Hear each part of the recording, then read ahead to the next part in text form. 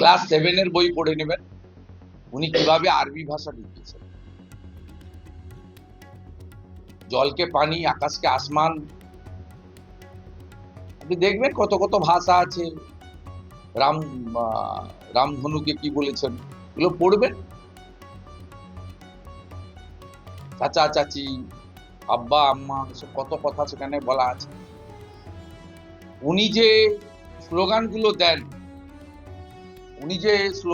দেন ইনশাল্লাহ, অমুক তমুক, সব মিটিং এ আমরা শুনি। বাংলা নাকি?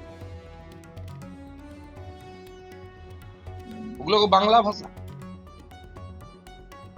উনি পশ্চিম বাংলা থেকে বাংলা সংস্কৃতি তুলে দিয়ে যে সংস্কৃতিটা আনতে চাইছেন, এটা আরবি সংস্কৃতি। যে বাবরের নামে মসজিদ হচ্ছে, এটা বাইরে, ভারতীয় নয়। সেই কারণে তো বাংলাদেশের লোকেরা, বিশেষ করে হিন্দু সমাজ এবং পাহাড়িরা একজোট হয়ে ওখানে জামাতকে রুখে দিয়েছে। এবং জামাত ত্রিপুরা আসামের বর্ডার এলাকায় সিট পায়নি, বিএনপি পেয়েছে। ত্রিপুরার বর্ডার, আসামের বর্ডারে দেখবেন সিলেট থেকে শুরু করে সব জায়গায় বিএনপি জিতেছে, পশ্চিমবঙ্গের বর্ডারে জামাত জিতেছে।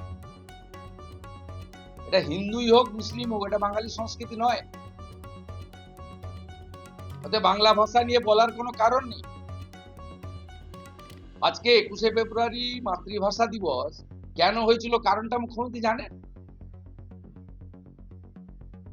বাংলাদেশে কেন হয়েছিল ওইটা, তারা বাংলা বলার জন্য খুন করেছিল পাকিস্তানিরা।